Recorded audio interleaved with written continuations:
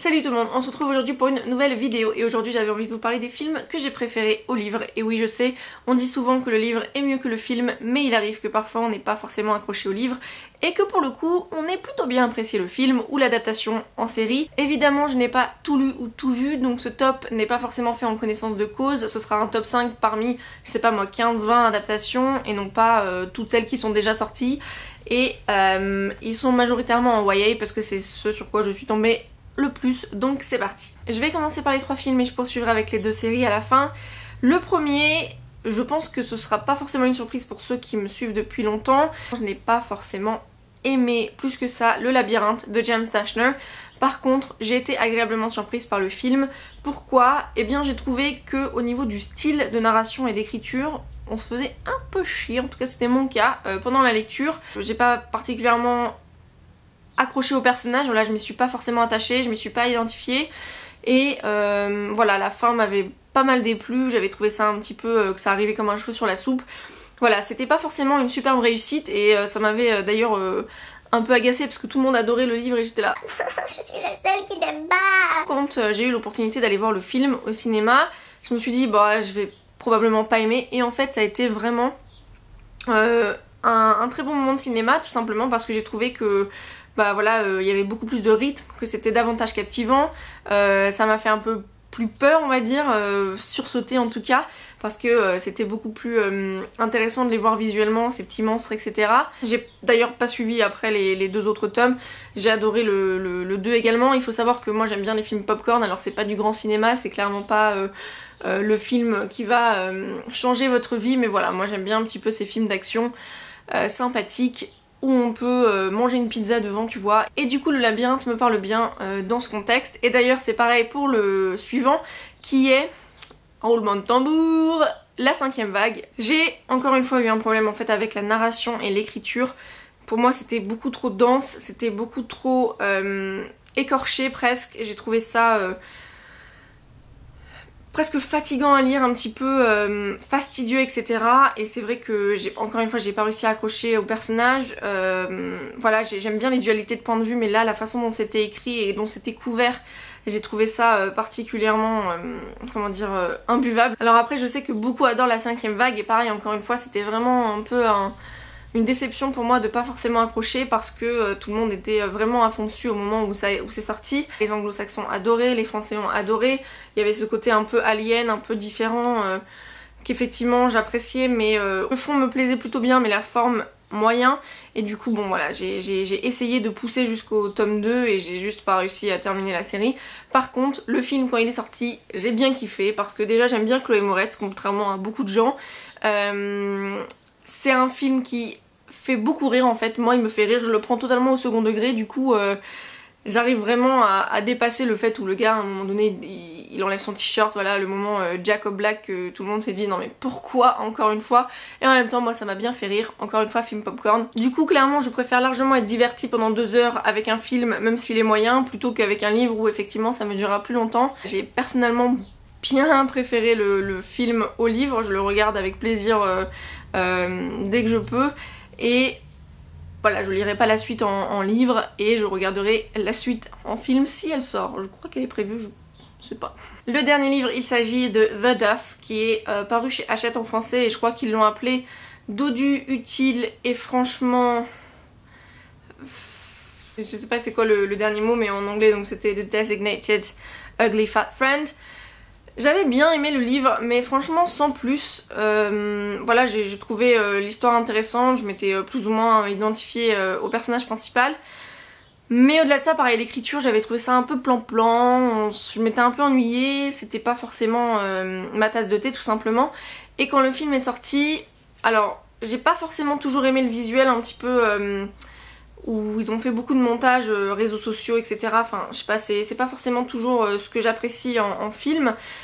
Après, comme je vous l'ai dit, bah, film popcorn, j'ai bien rigolé. J'aime bien les teen movies un peu genre Mean Girls. Glen Coco, fall for you, Glen Coco, you go, Glen Coco, etc. Donc c'est vrai que pour le coup, ça allait beaucoup plus pour moi dans ce format-là que dans le livre. J'aimais bien les acteurs, je les ai trouvés drôles, surtout la personnage principale. Et voilà, encore une fois, je préfère largement passer 1h30, 2 heures devant un film qui va me divertir en sachant que je le prends au second degré, etc. plutôt qu'un livre, parce que moi je lis pas forcément aussi vite que d'autres. Et du coup, c'est vrai que si le livre me plaît pas des masses, je vais avoir tendance à le faire durer. Alors qu'un film, bon voilà, ça se regarde rapidement. Donc la première série dont je voudrais vous parler est tirée d'un livre que personnellement j'avais vraiment pas aimé. J'avais pas accroché au style, j'avais pas accroché au personnage, j'avais trouvé ça lourd, j'avais trouvé ça encore une fois un peu imbuvable. Voilà, clairement le package c'était pas possible pour moi, c'était vraiment naze. C'est une préquelle d'une série que beaucoup adorent, que je n'ai pas regardée, ou alors c'était un film, je sais plus.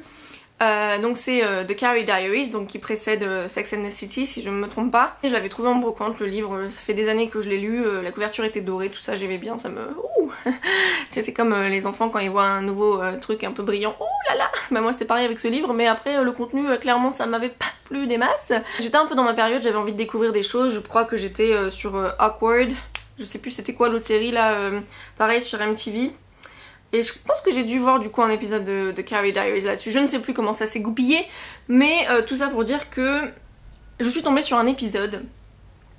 Et ma foi, j'ai vachement accroché. Déjà j'adore l'actrice principale avec ses boucles blondes là.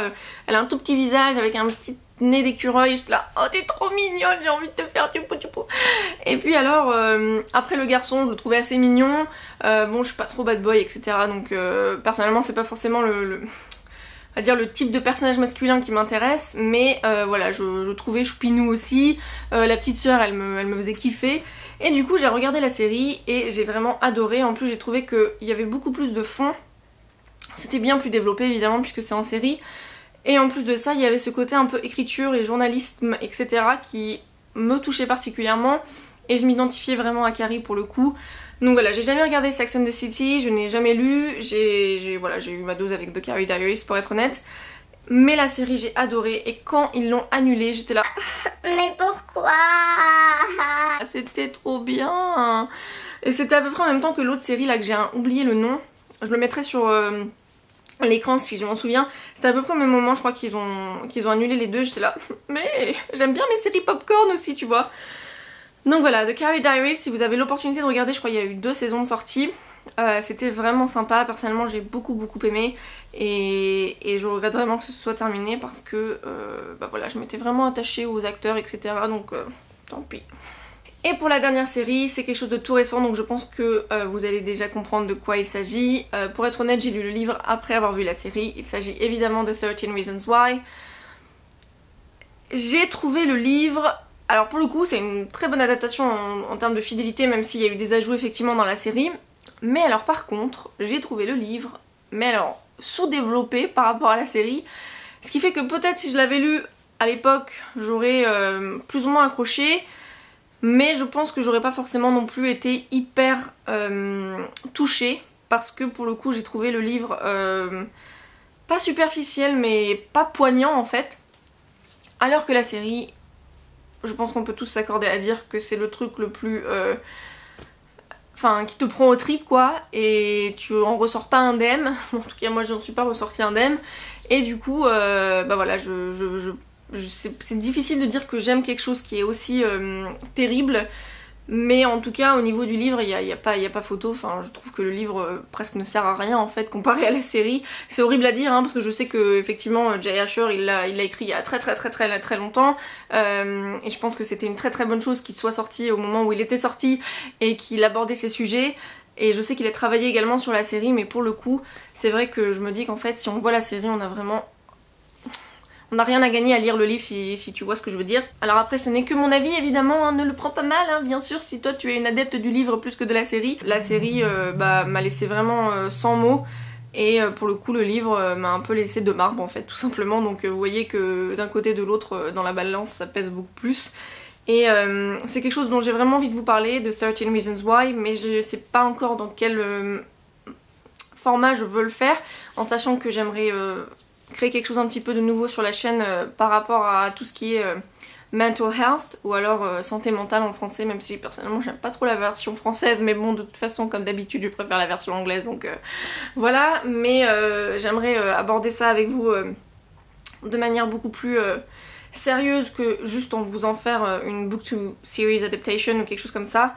Donc faut juste que j'y réfléchisse, mais voilà, je sais que beaucoup ont déjà fait des vidéos pour vous dire d'aller regarder cette série, donc je pense que vous l'avez plus ou moins tous fait si vous avez Netflix. Si c'est pas le cas, je vous invite vraiment à le faire parce que pour le coup c'est une série qui est... Mais en attendant que tout ça soit fait, on en reparle très vite de cette fameuse série que je veux faire sur la chaîne. Mais en attendant, j'aimerais savoir si vous, il y a des films que vous avez préférés au livre.